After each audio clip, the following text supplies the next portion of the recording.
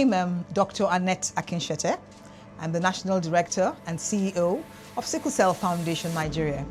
First and foremost, I'm a doctor and I specialize in public health. Now, Sickle Cell Foundation Nigeria, remember, is the initiator of this bone marrow transplant program. In fact, that's what excites me. I'm very proud of the fact that Sickle Cell Foundation Nigeria is a centerpiece of this collaborative effort that has brought in partners to bring to birth the bone marrow transplant program. We're in partnership with Lagos University Teaching Hospital and Vanderbilt University Medical Center in Nashville, far away in Tennessee, USA. So these collaborations and partnerships are what have given birth to the Sickle Cell Foundation Nigeria Luth Bone Marrow Transplant Program. I am the National Director and CEO of, like I said, of Sickle Cell Foundation Nigeria. But remember, I also introduced myself as a doctor. So it's great that the CEO of the foundation is also a doctor. So I'm able, nobody can talk above my head. As we're having meetings, as we do have meetings daily, weekly, I chair those meetings.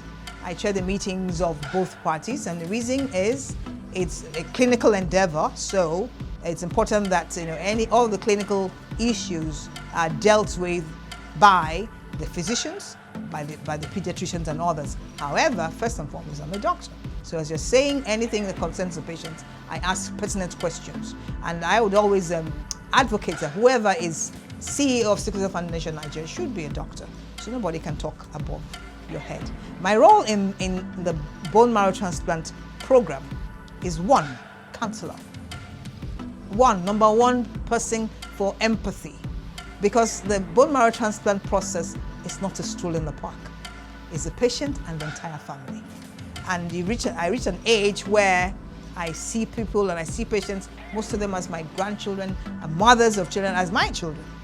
So I'm able to meet them at that point where I'm able to empathize and share with them real life stories and situations, make them comfortable, bring along with them our counselors here in the Sickle Cell Foundation Nigeria, so they speak to them. Luckily, we have counselors that are very grounded, very experienced, and they're able to talk with their potential patients and lay their fears and counsel them around issues that surround bone marrow transplantation and pre-assessment and also post-care. But there are many issues. So myself, I am central in representing the foundation in that program. However, at the top of the ladder, the way because we do have an MOU, I know I'm rambling, we have a memorandum of understanding between Sickle Cell Foundation Nigeria and Luth. There is a top management committee in the MOU, and the TMC is myself as CEO and the CMD of Luth. Okay, and the chairmanship of that TMC rotates between Luth and Sickle Cell Foundation Nigeria. Currently, the CMD of Luth is chair. But remember, the CMD of Luth has a lot on his plate in terms of what he has to look after in a big organization. So when we have those Wednesday meetings, the Wednesday meetings I chair. I sit as chairman of the committee that looks after the entire program. And under that, you have all the clinicians, adult physicians, pediatricians, and now we have seen we had to expand to include psychiatrists, psychologists, radiologists, dietitians, nutritionists, name it. This expanded group we meet weekly and I chair the sessions. The important thing being that, like I keep reiterating, as a doctor, I know everything that's happening around the bone marrow transplant program. And then there are areas they, as clinicians, do not see, but I, as a public health physician, can see. So I throw in my own 2 pence here and there. Sickle Cell Foundation Nigeria, however, what role does this entity play? I am so happy, I say it again and again, I haven't seen it anywhere else. I can't say in the world, but I know that Sickle Cell Foundation Nigeria is the first non-profit in all of Africa to put together this kind of collaborative effort, bring in partners together to do what? To start and establish a bone marrow transplant program. This is the first of its kind. So we, in partnership with Luth and Vanderbilt, have put this together, but Sickle Cell Foundation Nigeria is the centerpiece. I'm happy to announce that we have succeeded, we've achieved our objective, that our first couple of patients, first 2 patients, have come out of the isolation ward. They've been discharged from the Lagos University Teaching Hospital, where they were treated in an isolation ward. You know what? We achieved the complete bone marrow transplant, and within 2 weeks, our patients were discharged. I was going to say this is first of a kind, but it's very rare that before the 28 days are up, the patients are discharged. For us, it was a breeze, and it's a blessing that 2 weeks, less, in fact, in 11 days, our first patient was discharged. The second patient in 2 weeks was discharged from the ward. So it's a success, and we're absolutely happy and thankful.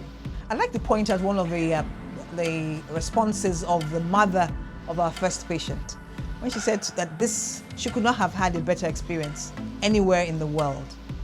But first she said it's very expensive to procure bone marrow transplantation anywhere outside here. And I asked where. She says in the UK, in America, in India. It's a very expensive procedure. That is true.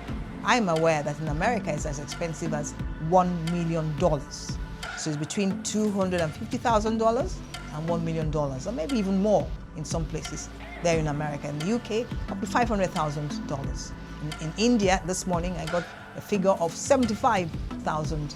That doesn't include, if you're going from Nigeria, your ticket for you, your family, the donor, the patient, and then food and board for 6 months out there. That's social disruption and also financial problems. So in terms of cost, I think that we are doing a lot.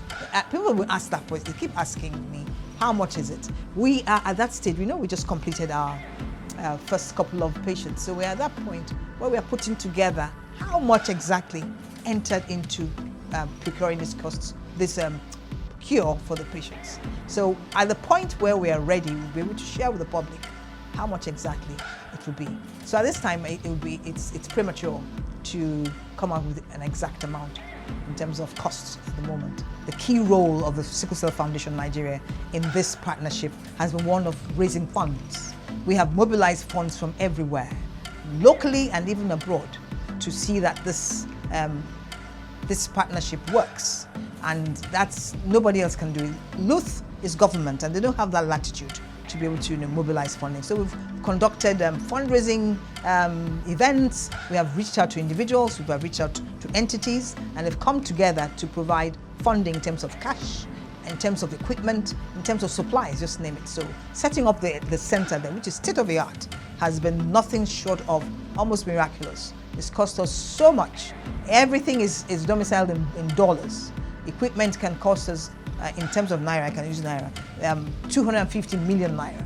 The stem cell laboratory is state of the art. It's exactly what you have in Vanderbilt University Medical Center that we pooled and just put in our own place. So really, Sickle Cell Foundation Nigeria's role has been one of ensuring that funding is adequate for establishing the center, because without Sickle Cell Foundation Nigeria, there will be no Sickle Cell Foundation Nigeria LUTH Bone Marrow Transplant Center today. One of the things I was discussing with the team when we were putting together our press briefing was that, look, the story of Sickle Cell Foundation Nigeria and LUTH BMT Center will not be complete if we don't talk about the role of Lagos State Government, the role of Chevron, NNPC Chevron joint venture, the role of people like Chief Afolabi, I have to say his name, and some other families. They don't like me mentioning their names, but they are there. Families that have they really stepped out of their comfort zone and mobilized funds for us and put money down in terms of millions, hundreds of millions of naira to be sure that this took off. In terms of support from, say, the joint venture, NNPC Chevron joint venture, we couldn't start that bone marrow transplant program or center without a state-of-the-art, that's what it is, stem cell laboratory. The stem cell laboratory is what helps you tweak the marrow you have drawn up. So you cannot just infuse marrow straight from a donor into the patient. You have to manipulate so much in a stem cell laboratory. The equipment that we have there now, domiciled in the laboratory, came from support from the joint venture between NNPC and Chevron. And for that, we're truly grateful. We couldn't even have started off at all without Lagos State. The seed money, that's what I would call it, the very first a couple of millions of naira, hundreds of millions of naira we got from Lagos State government. And at the time, we told them that, look, this is indeed a partnership. And indeed, gone are those days when you worked in silos. So Lagos State government is part of this whole partnership. You may call it the collaboration, but the fact that we started off, putting together that center with funding from Lagos State government in a federal government establishment speaks to the power of partnerships. And for that, I'm really happy. And who did it? Sickle Cell Foundation Nigeria ensured that happened, because it's not common to find federal government and state governments working together. We stood in the center. Now, it's very important, in fact, vital, to emphasize the fact that this bone marrow transplant program is run by Nigerians. But first of all, they had to be trained. Bone marrow transplant is not a run-in-the-mill or stool in the park thing. It's a very complex procedure, and our doctors require training. Sickle Cell Foundation Nigeria ensured we paid for the training of doctors who are I'm talking of physicians now, adult physicians, pediatricians, radiologists, paid for their training in Vanderbilt University Medical Center in the US, and that cost us an arm and a leg. We trained them, and they came back to Nigeria. But still, we had, in the person of a Nigerian-born professor of oncology and hematology, Professor Adetola Kasim, who is the director of programs, director of BMT there in Vanderbilt. He sorted their training out there, but he also is our visiting consultant. We arranged with him and have an agreement with him to be our visiting consultant under Sickle Cell Foundation Nigeria, with him coming in and supervising here. He supervised the bone marrow transplant procedures, our first couple of procedures. So it needs to be clear that it was done by our own doctors, by our own nurses. We also trained our nurses in India, paid by Sickle Cell Foundation Nigeria. We trained them in India, and they're here, and they did an excellent job.